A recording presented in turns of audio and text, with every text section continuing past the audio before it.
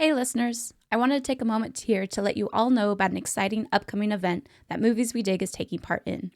We've joined forces with #RealArchaeology, which is a loose conglomeration of content creators who produce fact-based mini documentaries on archaeology and whose goal is to educate the public on the wonders of the ancient past using peer-reviewed sources. Their inaugural event will be taking place online on October 25th to the 27th. Besides a brand new episode from us looking at archaeology on film, there will be multiple archaeologists and historians sharing content about archaeology across multiple platforms like YouTube, TikTok, and even other podcasts. If you want to learn more, check out the webpage at real-archaeology.com. Now, back to the show.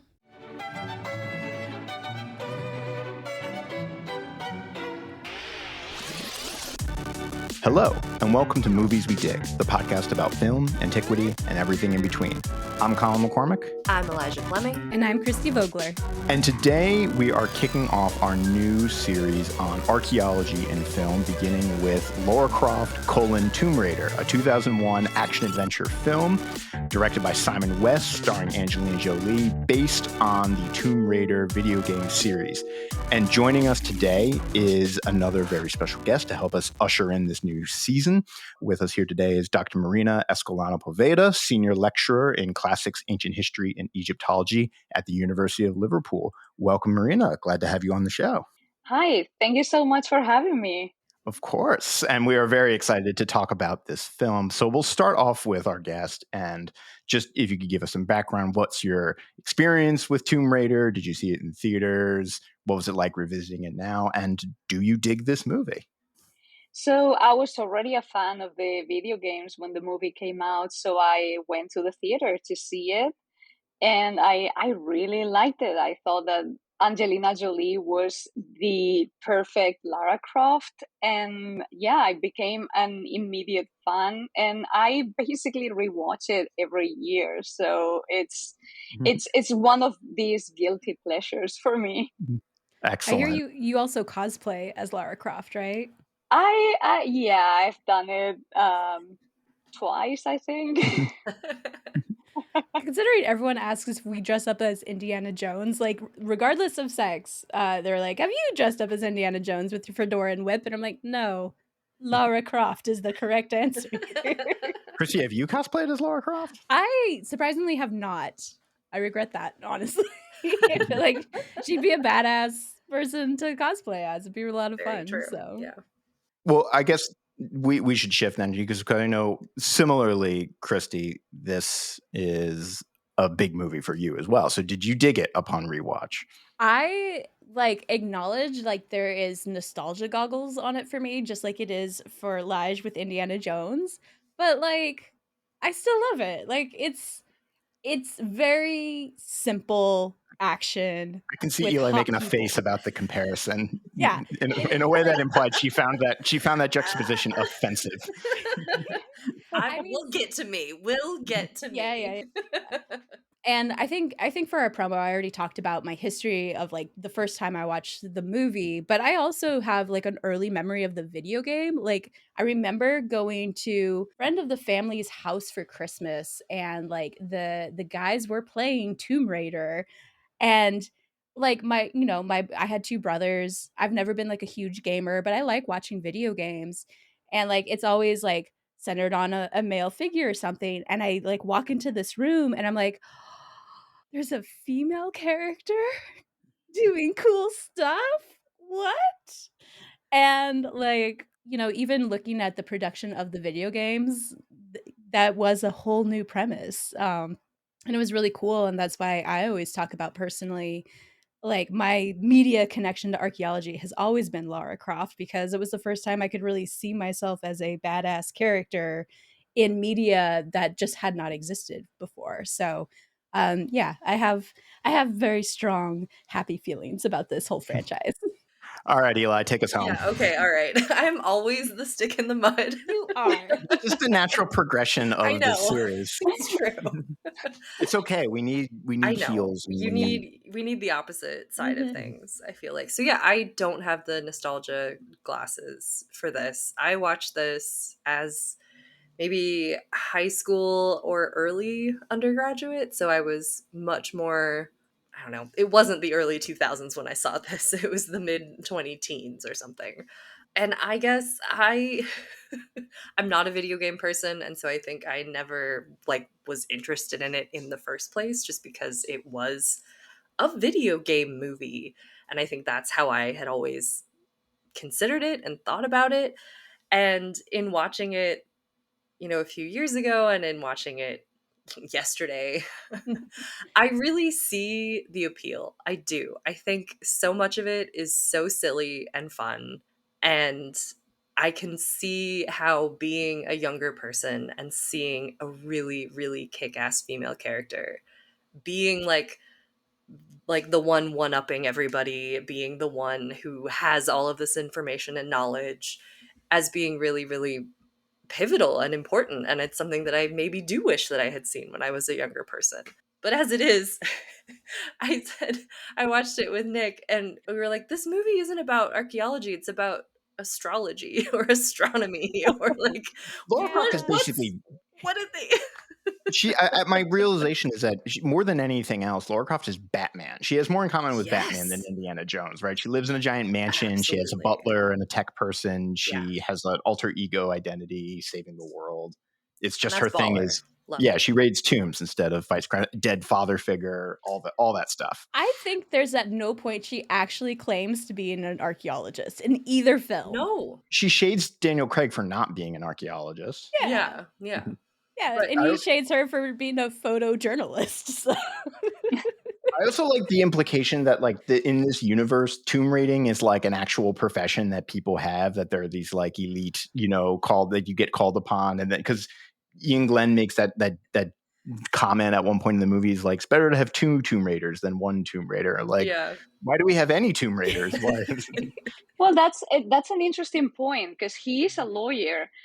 And one of the things that you can see now in Egypt is that there are some lawyers with a lot of money that somehow have permissions to dig in Egypt. So it's not that far from reality, and they tend not to be trained in archaeology. So that would be a connection there.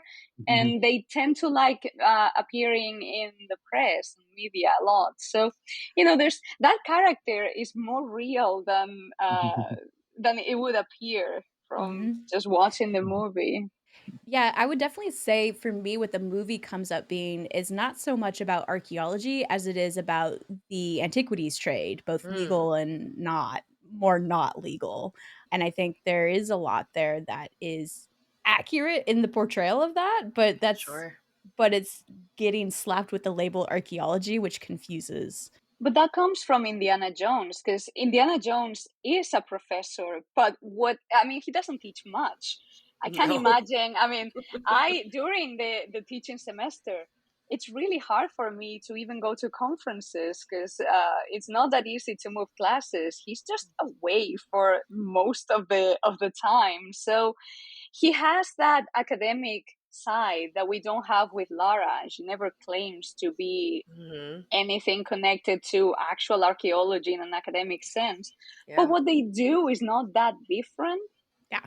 Yeah, and they acknowledged that like the video game Lara Croft was in part based on Indiana Jones, which is interesting because Indiana Jones begins as a movie character, inspires a video game character, which then Well, it inspires. comes full circle because Yeah. Indiana Jones was inspired by James Bond. It was literally Mhm. like Steven Spielberg always wanted to direct a James Bond film, but the Broccoli family, who like own and operate all the James Bond movies, were like, no way, there's no way a Yankee's going to be able to do this. And so one day he's sitting on the beach. No, literally, that's it. It's Yep. like they're very protective about the Britishness of Bond. Mhm.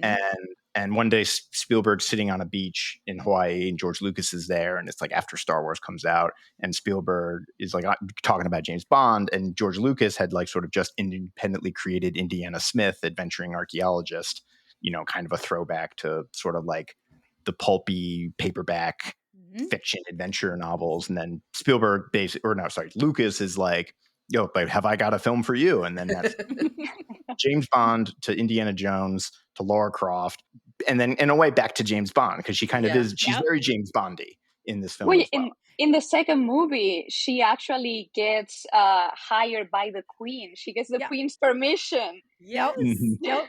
She's working for MI6. Yes. Oh my gosh. That I is so funny. My favorite moment of the second movie is her going into that Chinese family's house, asking if she could borrow the TV, and basically setting up the first Skype call I know. With chewing gum. Yeah, with right. chewing gum. A little MacGyver in there too, just to round it all out. Oh yes. Oh yes. Yeah, I know at the time, it's like all of the technology in that show was blowing my mind, and it's like, okay, some of it not so much, and also, like, some of it, like, the diving equipment to go, Oh like, do yeah. underwater work, it's like, no archaeologist can afford that. Well, Well, she's a millionaire, so That's I true. know. is her well? I don't know if this is. I haven't played enough of the video games or what the movies to really comment. Is her? I assume she's independently wealthy, right? She's like her Well, family is like yeah, landed. she's inherited the money from her family. She is very British in the video games, and she has a few different origins, depending on like which series you're looking at of video games. Because we're going to talk about the later movie, and that's kind of when they reinvent her origin story. But for Yeah, the original games, it's actually really funny. She's kind of like a very posh, proper lady who goes and gets she goes and gets a high like an education. She goes to a Swedish boarding school and all of that. And then her plane crashes in the Himalayas and she has to survive for 2 weeks. She decides she's going to totally redo her life. So she literally like starts working as a mercenary and like some other things and then writes books about her adventures. And her family disowns her because she's no longer a proper British lady, but now she's independently wealthy. Versus the movie that we're talking about is kind of the second iteration of her, where her father is the archaeologist and somehow he's built up incredible wealth. Again, I think he's just into the antiquities trade. I think that was like he was a member of the Illuminati who are got Yeah. their fingers in that whole sort of Yeah. black market It's antiquities like I don't dealings. know any legitimate archaeologist that is just that ridiculously wealthy in Mhm. this day and age. in back in the day, it's just going back to those figures who would do archaeology as a hobby, but Mhm. basically the old white males that could study at the time because they were independently wealthy and study basically useless things between commas. Mhm. Right. Yeah. Yeah. So we mentioned Indiana Jones, and we talked about this when we talked about the Mummy, the 1999 Mummy, a while ago. Of Indiana Jones and the Mummy both kind of have a bit of leeway in that what they're really depicting is this sort of antiquarianism of effectively looting and going into these other sort of colonized countries and raiding it for treasures. Where those movies that have sort of a built-in kind of buffer because they're set in the 20s and 30s where that kind of practice was still going on. Whereas this movie is set in 2001, but you still have that Ian Glenn character with his team of workers in Cambodia pulling down the sites and things like Mhm. that. Which again, it feels like that's a scene straight out of Raiders, but also Yeah. kind of feels like Mhm. something you would see in the maybe early 20th century as opposed to the beginning of the 21st century. And I think that's why these films are just so interesting because like it is a true intersection of all of this earlier media of what archaeology has been depicted as, and it also becomes the launching point for kind of what action films are going to be going forward because like Sure. again you have Daniel Craig playing second fiddle to Jolie in this first film, and then he goes on to be James Bond. Yeah. And yeah. Literally my first note when they booted up this film was the early 2000s because like there was something just so the music, the styling, Yep. the Mhm. like Yep. that was like it's very much like a time capsule. Like in a way, this movie dates itself so immediately and Mhm. instantly with like her party mix, the way Yep. everything is happening. It reminded me more of like triple X than anything else, right? The fact that she's like an Oh, extreme yeah, yeah, yeah. adventurer, right? She's on motorcycles. Like I half expected her to be skateboarding at some point. She's like, I guess she's kind of sledding with the dogs. Like there's a bit of an Yeah. extreme sports element at all times, like Yeah. with I don't even what you would call it, the high wire ballet that she does, all that kind of stuff. Like she's a base jumper. On the one hand, okay, I still vividly remember that scene. On one hand, I'm like, who does that? And then on the other hand, it's like, if I was an Crazy eccentric billionaires. millionaire, I would do that. Yeah, Like, what billionaires, better they way move. to end the evening? Yeah. I have a fun tidbit of information to share Yeah. that I learned. Apparently, today in North America, there is a planetary alignment of 6 planets. All right. Nice. Okay, actually, genuine question for the movie. When those planets are aligning, Pluto's one of the planets that's Yes, they lining say up. 9 planets. Yeah. Yep. Okay. Okay, good. Good.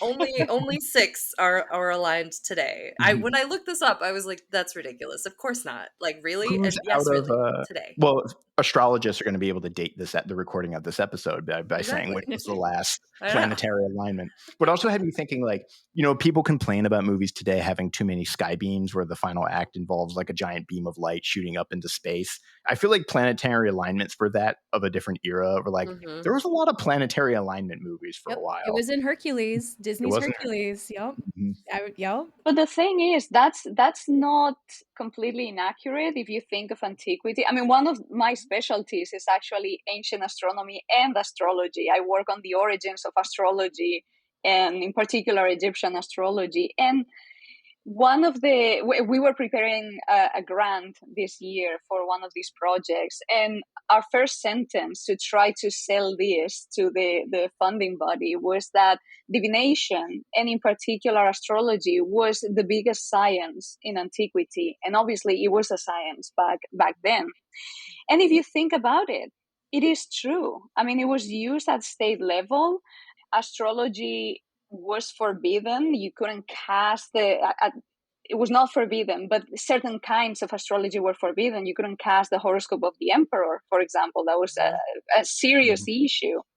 So it was a very important thing. So if they are dealing with ancient materials, a planetary alignment makes absolute sense because it's Oh yeah. something that Yeah. you would need to check to see what the fate of the world is going to be. Mm-hmm. Sure. Yeah. No, I love that. And I think that's actually really fun to dig into. My question, I guess, is would it have been slightly different? Like, our In their planets location. like Yeah. don't move like exactly in whole numbers. Like, would things have been ever so slightly different? They were like, it has to be in the exact second we put the thing in the thing. Like, would they have been off if we try to do something correct in an ancient sense today?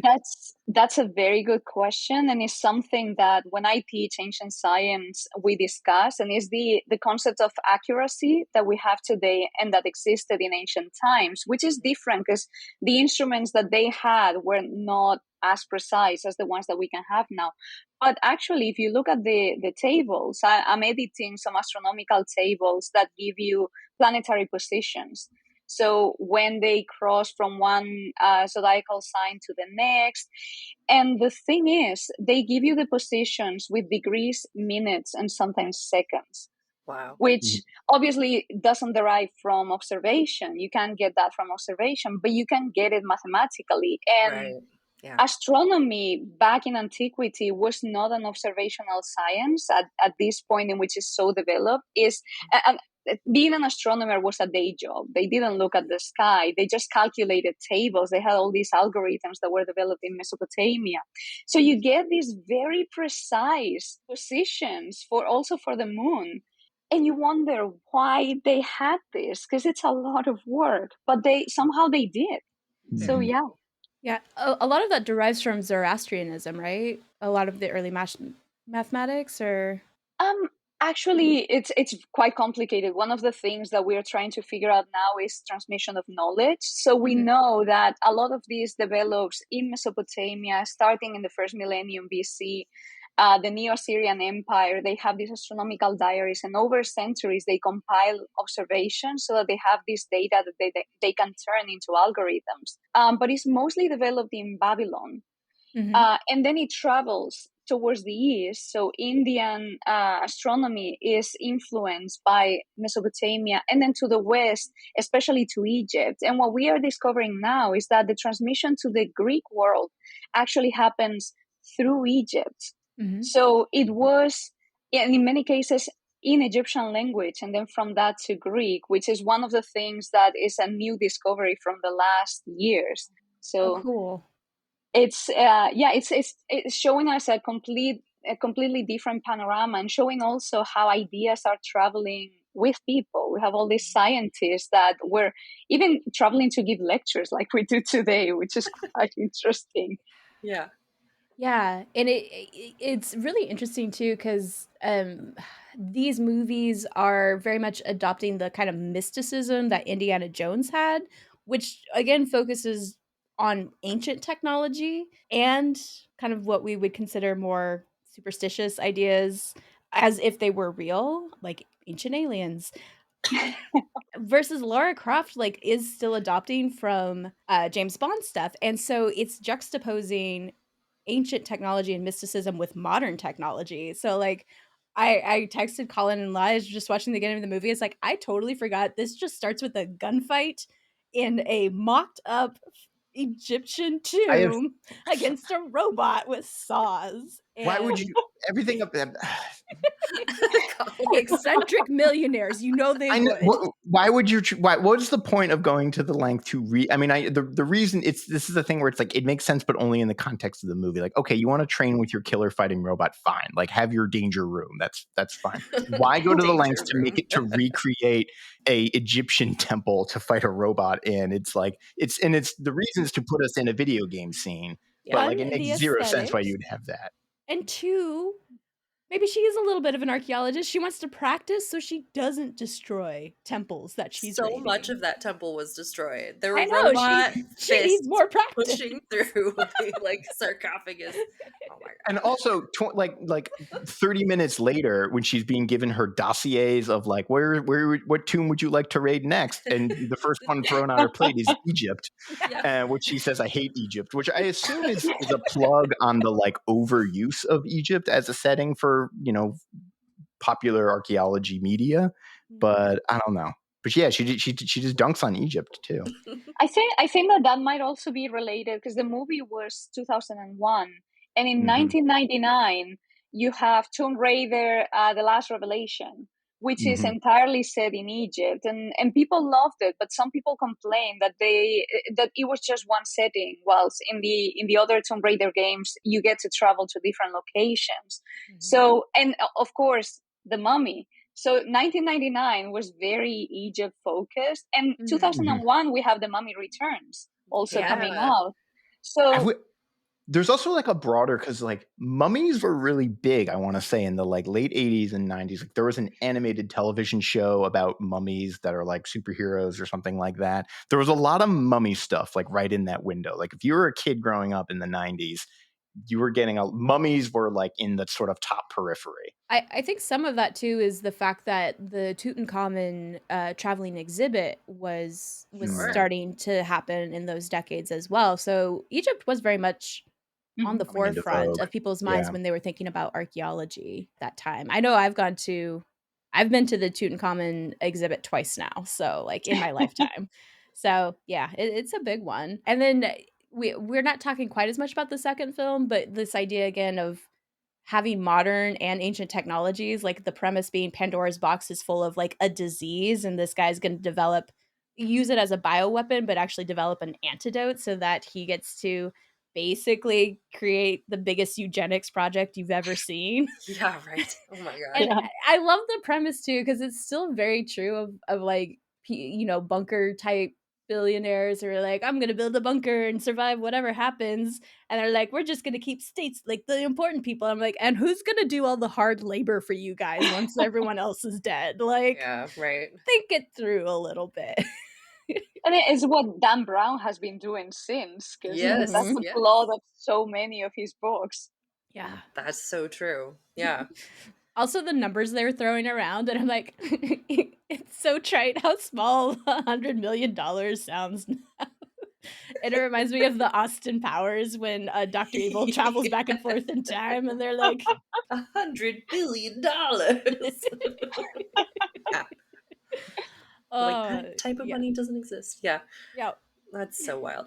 There are some familiar faces that I forgot were in the second movie, like Siren or Kieran Hines, who is Mhm, Caesar in Rome. Jimin mhm. Hunsu, who's in Gladiator, shows up at the end. Yes. Yep. And then our good friend Gerard Butler gets to be both a good guy and a bad guy. Sorry, Leo, you're getting hair everywhere, my man. He's back. Oh, good boy. He's just in the. It's the time of day that he just kind of, and it's a little warm, so he wants to be entertained. So we started with this opening kind of robot fight, which is the like programmatic thesis of the movie, being like, this is what you're gonna get. It's gonna be tunes and robots and gunfights, and action and playlists, and Lara Croft is gonna walk around her mansion naked. And then we get to kind of the main plot, which is the that she discovers a relic that her dad left her, this sort of ancient, I don't know how to describe it, disc clock key thing that's going to Yep. lead her to these pieces of two halves of a triangle of light that will give the owner, if they connect it on the planetary alignment, will give them control over time. And we get our villain, Ian, played by Ian Glenn, who is a lawyer slash clock enthusiast.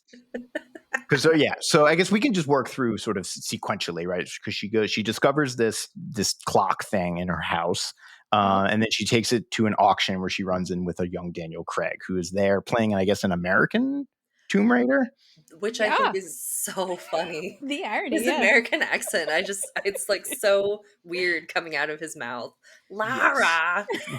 Like, he sounds so nasally. It's so funny. Yeah, I don't know. Thoughts on, I guess we have anything to say about the auction scene? I mean, it's very, I think, as Christy said earlier, right? The trafficking market of antiquities is something that goes into very, very highfalutin, fancy places and Mm-hmm. is sometimes like a lot of very shady illegal activity happening right in front of us. Yep. And like, not even hidden, disguised all that well sometimes, and Yeah. sometimes it's much, much more hidden. But I kind of liked that, although she didn't seem like too upset about it. It was just like, Well, well, she this doesn't is seem too part upset of the about anything world. in this movie, right? Like That's true. Well, Yeah. she's upset about her dad, when right? Daniel Craig gets stabbed, she seems kind of meh about it. Like she's Well, fine.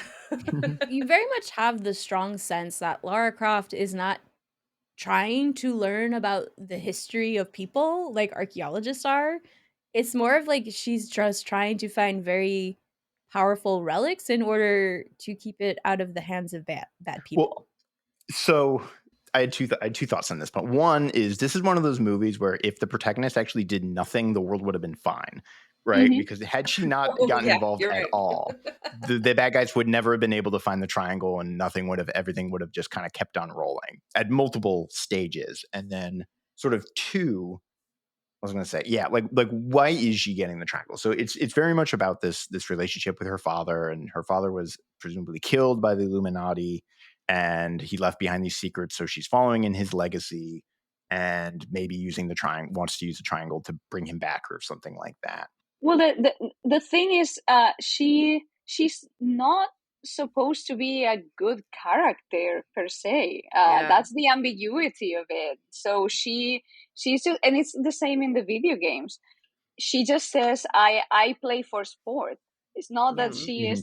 she does it because it's fun and she likes it, and that's basically how the character is. It's a little bit selfish, but that's who she is. Also in Mhm. the original video games, I think that's why, especially the first movie, depicts the character in the video games so well. It resonated so well with many of the fans because that's basically what you get. Yeah, and in that scene where her butler is kind of like putting the files on her desk, be like, "How about this one? How about this one?" It seems to imply that like she's like for hire, like other Yeah. eccentric Mhm. billionaires hire her out to go collect rare antiquities for them, and then bring them back.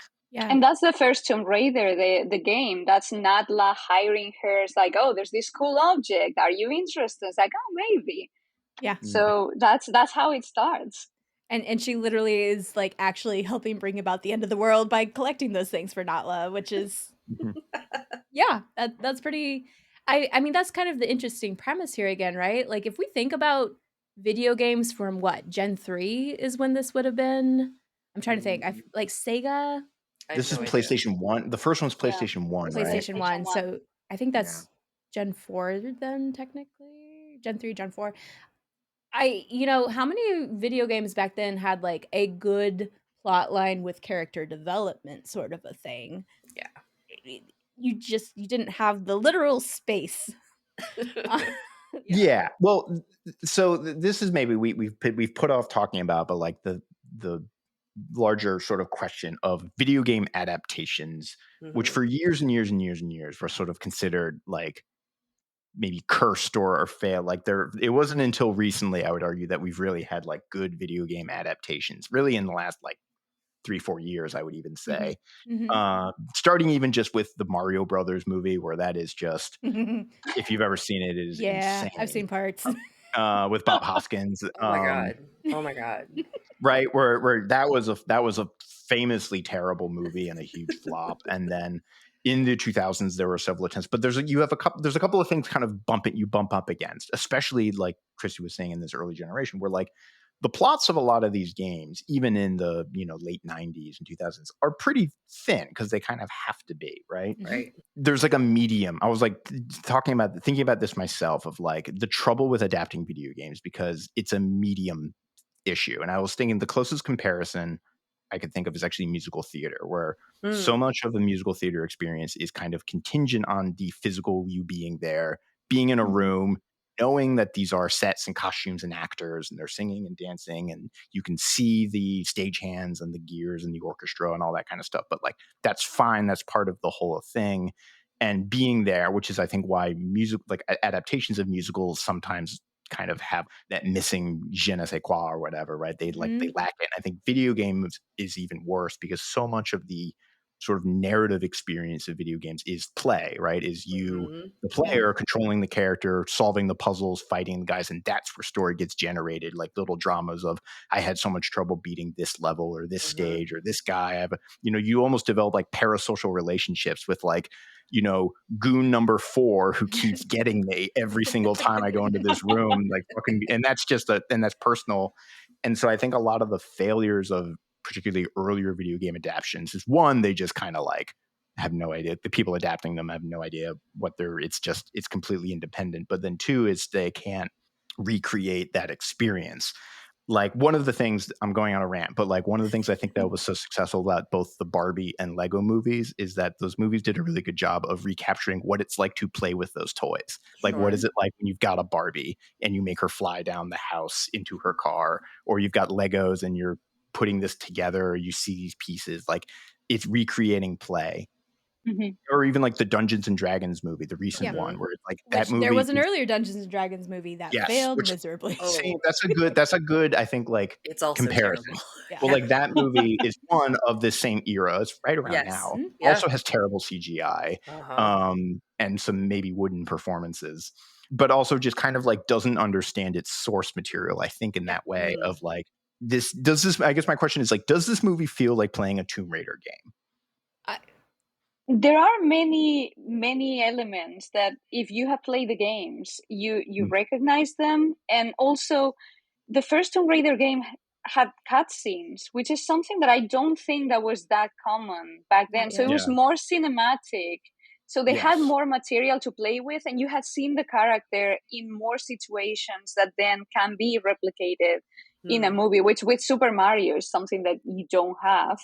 Yeah. So Mhm, I think that that's also that first scene in the house, like the crazy Egyptian setting, actually shows her closer to the games. That's the only moment in which she is wearing the shorts, which Yep. Angelina Jolie didn't want to wear, but they had to have mhm, her with the shorts at least for Mhm. Yeah. one scene. So you get that introduction, and then this is our character. And mhm, the jumps, and it's quite close. I think that Yeah. scene. yeah, I would argue that this is probably I would say this was a successful adaptation of a video game at a time when a lot of them weren't successful. And part of it is like Marina said, it's like this was one of the first games really using cutscenes, so there was a Mm. cinematic element to it, but also those earlier games, again, because the limit of how much you can do with them, like the stories are very linear. There's not like side quests, right? Like you get with Witcher 3 or something, where like you could spend hours, if not Yeah. days, not following the main storyline and Right. still Yeah. like be very engaged. Yes, Witcher 3, you mean Gwent Simulator 1? Because that's all I ever do is just go Yeah. from tavern to tavern trying to find people to play my fantasy card game with. Yep. Yeah, and so I think this is I would say it was successful, and that's acknowledging that like I've never been a huge gamer, but I do enjoy watching play other people play video games. Like I watched a really good friend growing up when she would play Zelda Ocarina of Time. So from that perspective of like I'm not the one actually engaging, but I'm the one watching the story. Like I love video game stories. I think they've Mhm. just gotten more amazing over time. And I think only recently have films and TV shows been able to figure out the formula to adapt video game stories more effectively. Um, Yeah. but I And you would get a argue lot Lara of Croft was a good start. Mhm. You can, I feel like, tell, or at least, I don't know, this was a game I was playing with myself, like, oh, this is probably a level, like, and this is the mechanic. Yeah. Like, this is your Mhm, goal. There's like usually a ticking clock, right? Like, go through the house while they're trying to mhm, steal the key, and you have to get out before they cut through the gate or something, right? And mhm. or the giant The pendulum, yes. Yeah. pendulum bar that you're Which riding supposedly across. Angelina Jolie rode that thing in real life, apparently. That Though is those are the Yeah. story. awesome. Who wouldn't? Mhm. That looks fun. Totally baller. But yeah, it's like you can kind of see you go from like action sequence to action sequence to action sequence. And I, as somebody who is not a gamer, I think that can feel a little flat of, we don't have a lot of that characterization that we might be looking for in a movie. Yeah. But I do think that it used the material in an interesting way. It was like, yeah, we're going to do the big crazy sets. We're going to do the big crazy like sled dog going through the tunnels, Yeah. like all of that good stuff. And so yeah, I guess I'm trying to compare it to other like Prince of Persia was an awful movie. Mhm. I actually didn't mind. Was it Doom? They made a Doom movie. Yeah, the one with The Rock. Yeah. Mhm. For some reason, that was. I just remember that being kind of fun. But I like, mean, what's all of another successful video but, like, game? I would say all of these none of these movies we've listed, I don't think I've cleared 50% on Rotten So Tomatoes. so the more Yeah. recent Mhm. successful ones would be Castlevania Yeah. for And the animated series, Mhm. Uncharted. Yep. Yeah. Uncharted, If you go into television, Last of Us. Last of Us. I Yep. haven't Sure. seen Yeah. the Uncharted, and we haven't even mentioned Uncharted and how that triangulates into all of this, but Oh, Yeah. and that We're is we're saving another that for the second half of the yeah, we season to should talk hold off about. on the 20 because I've played of all the Tomb Raider games, that 2013 reboot is the one I've played the most, and so I have Mhm. thoughts on that one, Yeah. Yeah. but we'll hold off on that. We'll focus on the 2001 of it all. So Colin, I'm gonna throw it back at you because I don't think we ever asked, do you dig these movies No, no, or this is a okay. terrible movie. I hate it. It is. I was going to say this is a He's been holding back the unsuccessful. whole time. Yeah, no, it was. I was bored out of my mind. I I found. agree. I agree. I would say it's an unsuccessful video game adaptation in the fact that they forgot to make a good movie. Um, and So harsh. I love it. Yes. it's weird. Like there's a whole. I got fixated on a lot of things. Like for the first, and part of it is that I was mostly obsessed with like this movie as a time capsule Mm. Mhm. and just things like trends of the early 2000s, and you like them like I mentioned the music score. I don't even know how you would describe that genre of It is a music. weird music score. It Like is weird. the Yeah. thing I always give Indiana Jones is, man, that is an iconic music score, and I Yeah, don't know what they're doing with this it. it's like party. It's not quite dubstep. We're not there yet. But it feels like club house music, Yeah, rave music, kind of electro, new metal, or something like that. In a way that which is you also like instantly. British club music, which does not usually Yeah, but like translate well to American club music. Born Slippy like has some staying power, but Yeah. And like the fact there's just like little things where like Angelina Jolie never closes her mouth for like the whole movie. She's always kind of Correct. making this like face. The things in like actually to the video game-ness of it all, like there's things where you can see like this is video game logic, and there's a larger kind of pattern in movies generally of movies emulating video games, and that they have a kind of video game logic of like this puzzle needs to, this Rube Goldberg machine that needs Yep. to play out this one way. Like we mentioned the giant swinging pendulum in the Cambodian temple, where really if the objective is that that giant pendulum needs to pierce that like pot, like you don't need the pendulum. You could just go pierce the pot if that's the Yes, objective. yes, yes. That's the thing where it's like the video game logic sort of takes over and then Mhm. takes you out. But yeah, to in short, like I don't think this is a very very good movie. Is it But so, like, the other genre that I don't watch a lot of, like, I've never actually seen a James Bond movie, for instance. I Christy, know. how are we friends? I don't know, I just yeah, been sitting on that one. It's like the only time I've seen Daniel Craig was apparently in this movie and then Glass Onions. Like, Oh, you have a very strange I Daniel Craig I impression. really Okay. do, I really do. I think I have the correct version of Daniel Craig, all things considered. But, like, my question is for in terms of an action genre, well, how does that stack up against, like so this film, right, 2001, like it is, I put it in the, I mean, one of its screenwriters was the guy who wrote Mortal Kombat Annihilation, which I was, when Okay. I learned that made a lot of sense because this, Mhm. if you watch the second of the 90s Mortal Kombat movies, you'll see a lot of the, they seem of a piece. Mhm. I think like we're about to have a huge sort of change in action movies and cinema, right? We're a couple years out from Bourne Identity and then the Daniel Craig Bonds, which are going to frankly kind of make this sort of movie look silly. And like the later James Bonds, like the later era of the Pierce Brosnan has that kind of hokiness that like a movie like Bourne Identity was really going to bring it back to like very grounded sort of hand to hand street level, but also very sort of like low tech in a lot of Mm, ways. yeah. Mhm. And this movie I feel like is of a piece. The thing I thought of just now is that the all of the set pieces and the action feel like designed by like a bunch of studio people were sitting in a room and they're like, what do teens like these days? And they wrote a big whiteboard of like skateboarding, dirt biking, bungee jumping, base lift, Paragliding. and like all of these like extreme, like we got to make it extreme. It's like Yeah. this movie was sponsored by Monster Energy or something. The and so it feels like it's like trying to be so cool, and in that try hard, like every shot of Lara Croft is like kind of the subtext of, you might as well put like in like subtitles right under it, Lara Croft is so cool. Like she goes into that auction room and she's like in sunglasses and a leather jacket, and like all these grandpas around her are like, oh my, like clutching their pearls being like, She you looks know. like the shooter from the Olympics that everyone was obsessed with because Oh, like, hat on he the just tug. was She so casual. the Turkish silver medalist, yeah, Yes. No, but not he's that yeah, well, he casual. was cool. Yeah, he's more of He's the, like uncasual. It's so, because that's the thing is like it's so, to me it's so try hard. It's so like it's so look at me, I'm so cool. Like I'm gonna ride my jet black motorcycle in all black leather at 200 kilometers an hour through London. Everything I do feels like calibrated in a way yeah. that I'm like, Jesus. So I agree with you that like there is going to be a huge shift in action not long after this movie comes out, but for at the time of when it was produced and what action movies were, this does feel of that ilk. And I think the reason why I liked it so much is because like all of those action movies, I think had I watched Sarah Connor in Terminator, that I would Ooh, have yeah. had something else to compare to. But at the time, it's like, again, my dad, two brothers, saw a lot of action movies in which the woman is just there to be saved. Right. And this was the first time I got to see an action movie where she's doing all the badass things. Yep.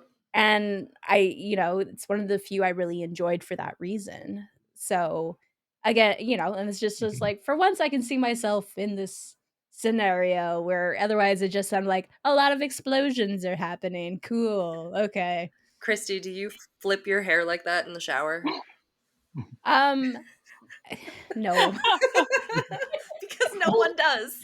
I guess we also, the elephant of the room that we probably should talk about is the like lore, like is the gaze of this movie and like Sure. Tomb Raider generally. But one of the kind of core debates surrounding Lara Croft, like if you even just go to the wiki for the character, there's a massive tab about like the sex appeal where she was one of the like Chris, you mentioned, she is one of the first playable video game characters, or at least one of the first major ones that had a big breakout. Right, she Mhm. was one of Mhm. the like top video game sort of icons for ages, and this is wrapped up with her sort of with her sex appeal. There was in the casting of this movie, I was in the little bit of research I did, I just found myself on Entertainment Weekly articles debating the various casting options for this. And it all just came down to like, does this actress have the right boobs to play Lara Croft? Yeah. And the like, yeah, like is like there's because you mentioned this like identity of like this is a female character we can see yourself playing, but then there's this like backlash of like, is this the character that we're sort of ogling? Like in the first Yeah. game, there was this rumor that you could enter a cheat code and play nude. Mhm. But Yep. Yeah, and there's also like that was something I was watching or thinking about as watching is like, is this a feminist character in any regard? Because it is very strange. And I looked at it was a British programming company that developed Lara Croft. Eidos, yeah. Yeah, which is, it's very different from what we would think about video games being produced today.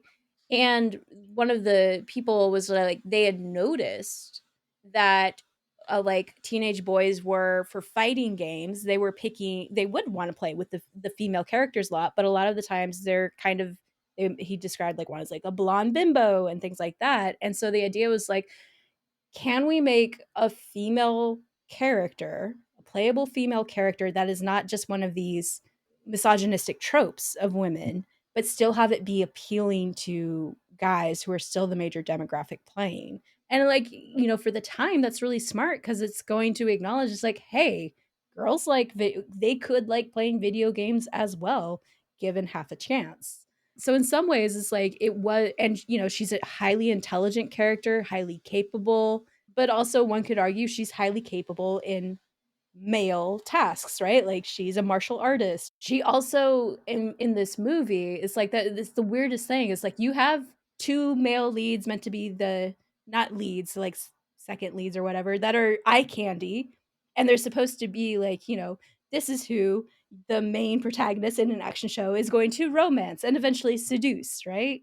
Mhm. Lara Croft doesn't actually get to seduce them, and they die. They both technically die in the end too. Mhm. They're the ones who are pursuing her, and she's basically, no, no, no, I just fly solo. I don't want to be to have you following me. Yeah. So Yeah. I think that we really need to see the movie in the context in which it was created, because obviously the kinds of debates that we're having nowadays were not things that, for example, when I went to see the movie, it was not something that was really being discussed. It has been discussed after, and I think that that's a useful discussion. But also, we need to see it in terms of how, for example, me as a young teenager was seeing this. And I think that you mentioned the blonde bimbos from all these other video games. Well, me as a brunette, this is a very Yeah. silly thing, but for me, having a character who was not the protagonist that was blonde, because all my dolls were blonde. I Mhm. wanted to be blonde because, the pretty girls were blonde. Once this character appeared, I was obsessed with her because it kind of looked like me, not Yeah. really, but we same hair color, just to that simple thing. I couldn't get a brunette Barbie back Mhm. then in Spain. So in terms of representation, that was actually really important for me. So I think that showing a very strong character with those characteristics that for me in Spain, we all have this hair color. Basically, there were two blonde girls in each class, but everyone else was just Yeah. basically like this. It provided us something to see as a sort of role model. And around this time is also when the mummy comes out, and there you have Evelyn, which is Yeah. my favorite character of all Oh times, yeah. because that's the contrast. Also, she is a very strong female character, but portrayed in a very feminine way. She doesn't, at least in the first movie, she doesn't have any male characteristics. She has her weaknesses, but her strength is wisdom. She is Mhm. the one who knows. She also is the one who ruins everything, because if she hadn't read from the book, nothing would have happened. Yep. But as someone who works on Egyptian philology professionally, I would have read from the book with like Yeah, of reading course you're going to read from the stuff. book. Yeah. you know. But I think that seeing it in context, there is this issue of the male gaze, and especially in the movie, that shower scene. They try to compensate it with the shower scene with Daniel Craig, Mhm. Yes. but it's not exactly the same. It's not. But I try to tap on it because of these Yeah. reasons. Yeah. I mean, there is the like insidious nature of patriarchy that will like take anything and like fetishize it, or like, Mhm. you like nothing can kind of escape gaze in some ways, or can it? Right. But I mean, I would argue that, like, Angelina Jolie's Lara Croft was, like, my first big female crush that I ever had on Mhm. some like, she is objectively hot in the like, but because not because she's seducing people, but because she is so capable, and she doesn't need these guys' help most of the time. Yeah. And she has the agency to say no to them. Mhm. She's confident. Yeah. Yeah. Yeah. Absolutely. Yeah. The one thing that I thought was interesting is, like, there's always this implied history with them, which Indiana Jones did too, Oh yeah. which does suggest, like, she might have been more naive or something when she was younger, but, like, she doesn't fall into those same traps. Mhm. And so there's a lot of positive in that element. And I think the other thing we don't recognize is, like, she has very strong and important platonic relationships with her two male Mhm. Yes. helpers that like live on the manor with her. And there's no hint of like romance between them. One is very capable martial artist and butler at the same time. One is very technically capable. And you see her valuing those partnerships without there having to be a romantic element to it in any way. So, like, there's a lot of positive in the depiction of Lara Croft here that, because they picked Angelina Jolie, who's blindingly beautiful, like, this is peak Jolie, in my opinion. I agree. Mhm. I agree. I think we get distracted about, like, her relationships actually being fairly Well, feminist in a lot of ways. And you could switch the character to a male and it would work. Yeah. Yeah. You would need to change very few things. That's Mhm. so true. Yeah. And I think maybe that's one thing that stands out to me, especially in its 2000ness, is the not like other girls of it yeah, she all. has she has that Yeah. one of the boys kind of energy, like the thing with like her and that like military group that she calls in the Mhm. favor to get airdropped into the Yeah. jungle, like Yeah. that kind of thing. Like she's palling around with the dudes. Yeah, and I think that's actually very smart beyond just her doing a lot of masculine activities or being more, I don't know, Well, capable in a way that we would expect an action hero to be if they were male. Like she makes, I think, also the female audience want to be her, right? Mhm. It's like she's special in this way and she's not like the other girls. And so I think maybe as, younger girls who say, I don't feel like other girls, like I see a lot of myself in mhm, wanting to be more badass and do these things that aren't traditionally portrayed as things that the blonde bimbos can do. mhm. So yeah, I think and I think there's some maybe bad things about, the not like other girls trope, The literal but lack of any other woman. Well, well, yeah, there's that. Yeah. yes. This movie does fail the Bechdel test. Oh, It it sure does. does. Yeah. I was gonna say, but like that kind of point comes with like a rejection of femininity, of Yes, like when like the because bits where he's like, "Could you put on this dress and look pretty?" yeah, And she's and like, then at the "No." end, when she does put it on and they're all like, "Take a picture, oh my god, she's in a dress." It's like, Mhm. Yeah. it's like, Yeah. you can do both. You can be all things. You can be That's yin asking a and bit much Yeah. from this film, I think. And that's something that is different from the video games because actually in the video games, the evil characters are also women. So you have Natalie, you have a Oh, series that Mhm. are blonde females too, Mhm. which nice. is quite interesting. Oh, I remembered it. I found it. Okay. The other thing that I think was so appealing about Lara Croft's world, acknowledging she's the only woman in it, is no one is pushing back against her capabilities because she's a woman. everyone acknowledged she's a really good Tomb Raider and she's gonna follow your plans. And she is a threat that you need to take out. There's no like underestimating her because she's a woman, which is like, can you imagine such a world in the early 2000s? Like, nah, like you Yeah. can barely imagine it Yeah. now. I was going somewhere a little bit similar, I think, just in the being a woman in a field that is male dominated. And I think as archaeologists, we Mhm. have all been at some point the only woman in a room, whether or not we feel like we're, palling down with the bros or whatever. So I do wonder about just the wider impact that Laura Croft has had for women in archaeology as Indiana Jones has had. Well, I don't know. It had an impact on me, but Yeah. I think Indiana Jones was very it did. It brought men and women to the field. Like it popularized archaeology for everyone. And I think but that's also because at the time women are very used to having to imagine themselves in these stories through a Mhm. male protagonist, right? Like in a lot of ways we're really fortunate that we came up in a time of media where non-blonde bimbos we're getting, lead roles that like it's Gerard Butler and Daniel Craig who are playing second fiddle to Angelina Jolie. Well, And, like what a time to like come into media as a yeah. woman at But I wonder, least. like, I mean, at the time in 2001, nobody knew who Daniel, at least in the States, I don't think, and nobody Yeah. knew who Daniel Craig was. He was not, it wasn't like we've got Mel Yeah. Gibson playing second fiddle to Yeah. Angelina. Well, same as Gerard Yeah. Butler, right? Like that's before Oh yeah. Leonidas, Oh his yeah. big Yeah, breakout role in he's the again, yeah. he's probably something of a nobody, especially to American audiences. Like there is something I think telling in that the casting for like they have a sort of scowling very British villain because Oh, Ian he's Glenn so good. he was basically that same character in something else. Mhm. Well, he was in Downton Abbey, he was in Game of Thrones. Like he has that scowly. Yeah, but right around this time, he was in like a similar movie, playing a very sort of similar, like creepy villain part.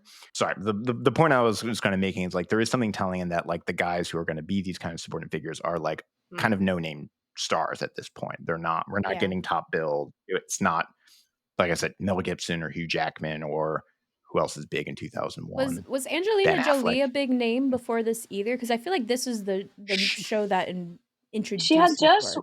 she had just won the Oscar, but the thing is, all the movies that she had done were very, very different to this. So people, when she was announced, people were not happy with that choice. Mhm. I mean, even she had to wear a padded brow also for the other topic that we were mentioning, which is unbelievable at this point. Mhm. But yeah, people didn't think that she was the right fit, or I even saw interviews that said that she was not pretty enough, which is like okay. Wild. Wow. Um, That's insulting. Yeah. Yeah.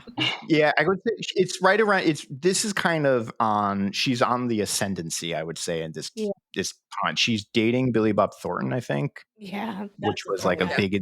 big tabloid wild, right? This is also a critic that I really like makes a very funny joke that there's a 4 or 5 year period where Billy Bob Thornton was the best actor in Hollywood and nobody talks about it. But um, anyways, I was just looking at her. I was looking over her filmography, and because yeah, this is what else is happening right around here. She had Girl Interrupted, 99, Yeah, that was what she got the Academy Award for. Gone 60 Seconds. Oh, That was a huge blockbuster. Dun, dun, forgot about that dun. movie.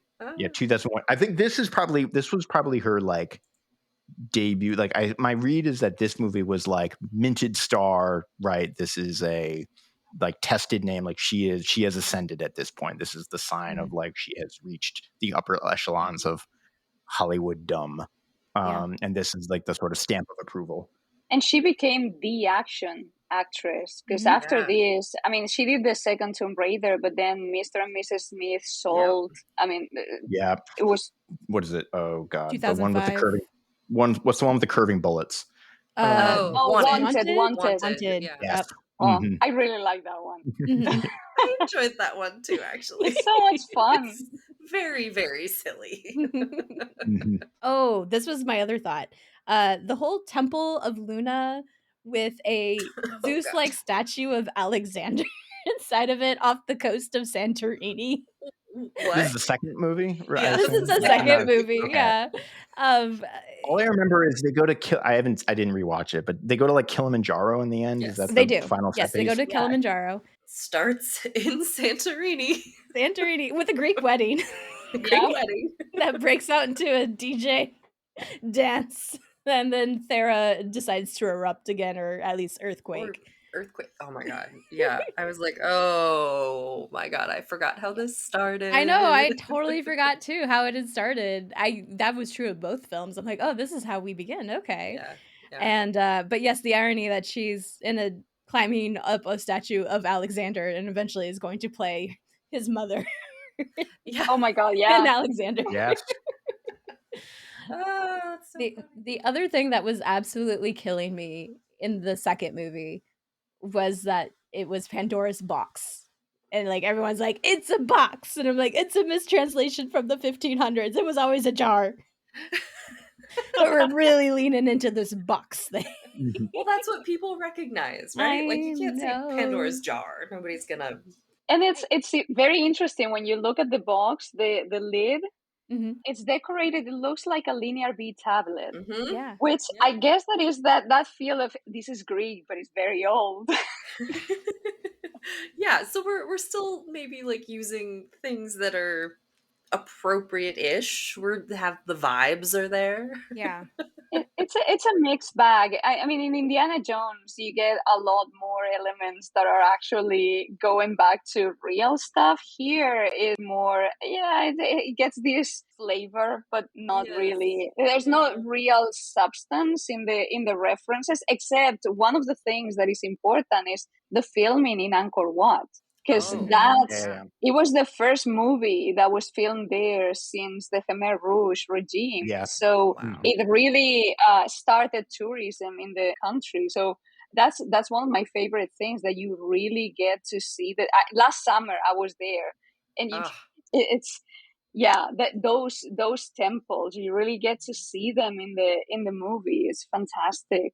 that's so Yeah. And cool. people in Cambodia love her. I mean, there's Oh it's god. still Oh, I yeah, yeah, bet. yeah. That's they love the movie and they love. I mean, obviously she is a Cambodian citizen now and has all these different foundations there, and her kid is Cambodian. So, but Yeah. yeah, I Mhm. I think there was 2 interesting things that were a bit more meta about these movies. Like, one, you could tell how much Angelina Jolie authentically liked the idea of traveling to these places and interacting Hmm. with the people of those places. Like, Yeah. that she seemed to light up in certain moments where she's getting to interact with locals, which is very telling of like who she was going to be later on in life, it seemed like. And then the other thing is like, that's something we talk about is problematic with Indiana Jones is the mysticism is very much promoting some of the most problematic ideas of archaeology and this idea of a lost advanced civilization that discounts all of the capabilities of indigenous cultures all around the world. And like the first movie gives you a sense of Atlantis because it's like, oh, here's this, ancient city that had this powerful technology and a giant crater and it wiped everything out. Yeah. But like they're not explicitly coming out and saying Atlantis in that case. So you're like, okay. And it's in Russia. So they're doing with that. And then Pandora's box is also interesting because it's centering Alexander and the Greeks as the story, but then it's switching to like this concept of the cradle of life coming out of I love this moment. It's like Africa. It's like, oh yes, we are now heading to Africa. A whole continent. There's a whole like this there's a lot of like the exotic East and like a mysticizing of it. Like at each point she goes to in this movie, she meets like a magical child who like guides her mm, through. Like Mhm. that's like a trope Yeah. in and of itself of like this, Yeah. nameless and like voiceless sort of indigenous person who's gonna like be your spirit guide through this place. Like Mhm. she has a lot of spirit guides as she travels around Cambodia in a way that feels like a very sort of dated again, like it's a trope of like these sort of devices to help the main character move yeah, it's along with the it. white savior Yeah. idea, which is the Mhm. same in Indiana Jones. It's just Yeah. Yeah. Yeah, it's weird because it seems like it's borrowing those ideas without realizing that, like, that's what those ideas actually are. So it's Mhm. like, you're not as explicit about some of the, lost civilization stuff Mhm. as Indiana Jones tends to be, but, like, you definitely borrowed from it, and it's there, but then again, like I said, it's like, but acknowledging that human species likely started in Africa as the cradle of life. I'm like, "Okay, we're pulling it back a little bit," but it was interesting in that regard. It's like, it's muddying up the ideas that have really shaped archaeology and popular media that is more Mhm. what we would consider pseudo archaeology, while still borrowing from it, strangely enough. Well, Laura Croft is a pseudo archaeologist, kind of, right? She She's never calls herself an archaeologist, and I love her for it. She is a tomb raider. She's like, I accept that title, do a little photojournalism on the side, also in the games, hired out as a mercenary because you know what? She gets stuff done. Wild. Wild. Let's see. We're over an hour now. Did anyone still we don't want to take up too much more of Marina's time. oh, I'm having Yeah. a lot of fun. So well, Good. good. yeah. Yeah. Good. Good. Yeah, did anyone have any other thoughts on, these 2 films starring Angelina Jolie as the titular Lara Croft? I don't know if there's much to say about it, but it seems telling that one, we never mentioned John Voight, her real life dad, playing her real life I know. estranged father, Right? doing a voice. Like I couldn't figure out what was going on with Well, him, he but was supposed to be British. I yeah. mean, I don't know. I also felt like, yeah, her accent, maybe it was just me, but it felt like it was like a lot in the first couple of minutes of the movie, and then yeah, you kind of like the movie kind of forgot that she has this accent, and then when her and Daniel Craig were doing the scenes together, that was like this is bizarre. I was like, can they Um, just talk? Can they just talk in there? I don't know. It it was was like, occasionally when he talked, like you would like it was mostly good, but then occasionally you would hear something would come out, and you're like, there's the Daniel Craig I know. yeah, yeah. But I was going to say, we never talked about the fact that one of the things I also, again, to the video game logic of is like magic is real in this movie, and no one seems all that surprised by it. Like when the magic goo from the temple turns all of the statues to life and they start killing people, everybody sort of seems like they kind of expected that to happen. I mean, one, they want like who goes into a dig site with a like armed retinue? Um, But they are Illuminati, so yeah, Yeah. they know that is actually going to happen yeah. somehow. That's true. hmm That's true. I Yeah. do love that, like, you can throw the facade of, like, uber wealthy people just know something about the world that the rest of us plebes have no idea. hmm I mean, it was one of those things where it's like it's the movie. It was video game slash movie logic like that. You would go into a place like this with like an armed retinue, where like why there's no reason to suspect that you would need a bunch of soldiers in this. Like it's just an abandoned temple we're excavating, but Yeah. it's because they know they're in a Laura Croft movie that they have to have a bunch of guys with machine guns there. I mean, Indiana Jones does that too. I mean, they got Nazis Yeah, everywhere. like the Nazis are Yeah, but that's there because to they're be there like Nazi. they're there, yeah, they're there like gang pressing people into excavating their site, and they're also like part of the army. Yeah. Like this is in Indiana Jones at least, like it's a military endeavor that he's Right. thwarting. Yeah. Well, we don't question it from The Lost City when Daniel Craig does it as an eccentric billionaire. You just have an armed retinue on hand at all times. That's what you do. I'm not wrong. And you mean Daniel Radcliffe? Yes, she Radcliffe. does. What did I say? Okay. Yeah, too many Daniels. Radcliffe. Yeah, who we loved as the eccentric billionaire who's doing Again, archaeology on the because he side. was using them to gang press the indigenous people into excavating his site. Yeah, but at least explicitly calls it out too.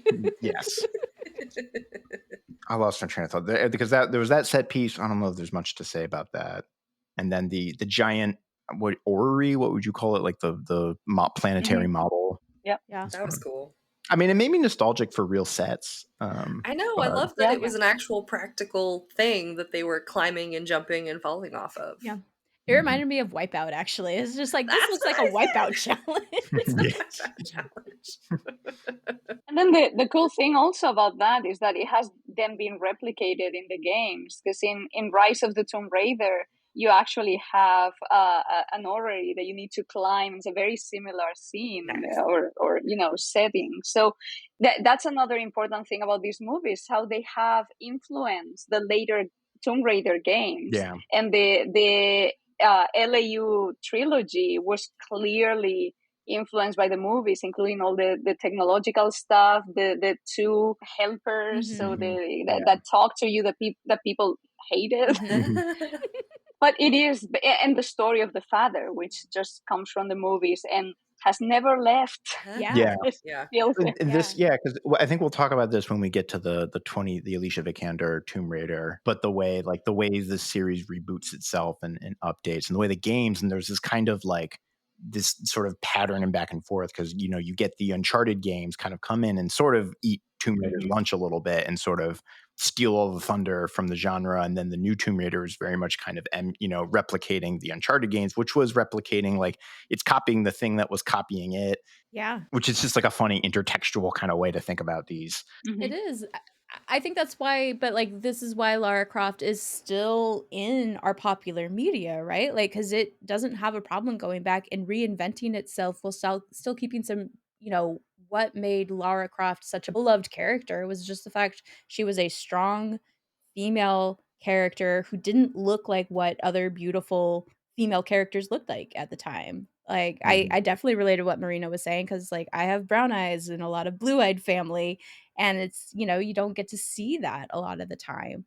And I mean, it's so popular. It's like, eventually we're going to talk about the Netflix animated series, and then I always forget her name. The woman from Fleabag Phoebe is going to Waller-Bridge. make a new live action TV series about Lara Croft for Amazon. So like, Lara Croft's not going away anytime soon. We were getting the new game soon, I guess. I mean, she's outlasted a lot of her contemporaries. Like, if you think of video game characters from the year 2000, right? There's like, Gex the Gecko doesn't have any cultural pull anymore, or trying to think of what else was happening. Crash Bandicoot, like, I know those are more, they're not quite the same. But like that's the same era and generation. She definitely. I think the only one that still produces video games, I don't know if there's really film equivalents, is it's the horror one more. Resident Evil. Yeah, Resident Evil. That was the movie Ian Glenn was in. He's the villain in Resident Evil. That's what I was thinking of. Oh, he is. Oh my god. Yeah. In the first like 4 of them, I think, too. Yeah. I'm just going off in my brain about Resident Evil now. Oh my god. Well, I mean, because that's another. Actually, like, there's a whole. I mean, I feel like we haven't done justice, because Mila Jovovich is like another actress right in this period doing a very similar thing. Like the Resident Evils, and this was definitely a like year of the gun-toting woman in film. Yes. The Fifth Element. Yes. The fifth. Yep. Mm-hmm. First one was 2002. It was a year after. I mean, very much probably. You can see kind of. Yeah. I mean, I guess like Hollywood tends to kind of copy itself, and you get a lot of replicants. Yeah, the only other the other big kind of action, it was a TV show called Dark Angel that starred Jessica Alba. Yep. Right. Was a big one that I remember coming from that. And eventually later, the same guy who did Firefly made Dollhouse. Josh Whedon. Well, and Buffy. And Buffy, yeah. So it's like, this was the era when all of those characters were really becoming popular, and again, as we've said, it's like some of these characters have had a lot more staying power than their male counterparts over the last few years. R.I.P. Gex the Gecko. He was beloved. I liked his name. I think I played it. I'm trying to think of a final question we can sign off on. I wish that we could actually find so many of these temples that she found just like completely whole and disturbed. Like, well, not after she's through with them. They're very much in pieces at the end. That's very true. But I have always the Lunar Temple, or when she goes in there, it's like, oh, it's perfect. Oh, it's great. Oh, it's lovely. Like, thanks. I wish we could. Let me start grabbing stuff from it. Like, I just love it. I know, like, just leave it alone. Grab the gold. And she's like, at least she's trying to take a picture first and then pry out the gold. Right. She's like, I won't make the mistake the British Museum did. Now I take it. Now I know where it came from. Click.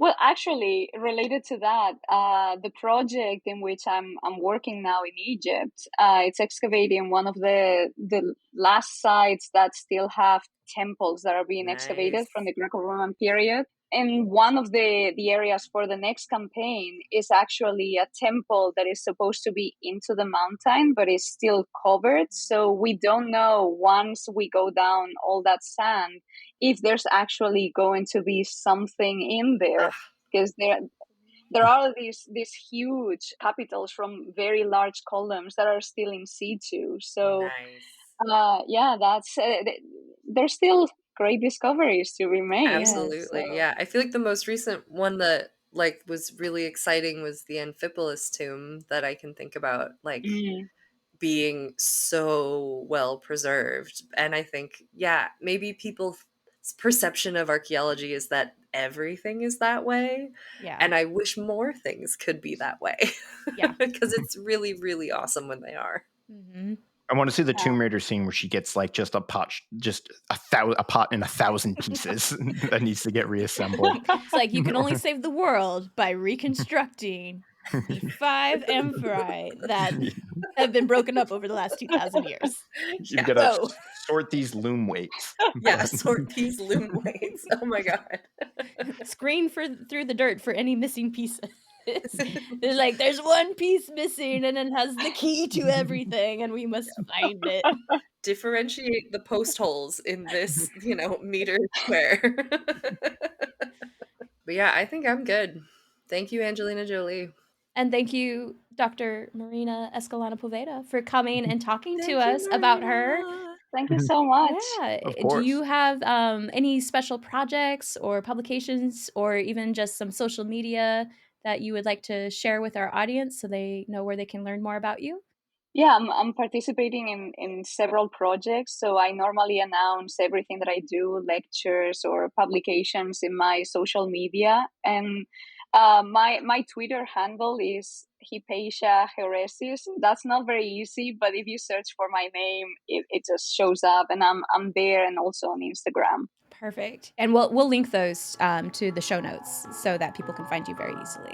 Thank you again for listening. As usual, you can find us on most major streaming services and follow us on movieswedig.com, as well as on social media on any variation of @digmovies. Marina, thank you again for coming on the show. We really enjoyed having you, and we hope you enjoyed being here. And with that, we will sign off. Bye. Don't actually leave yet. Bye.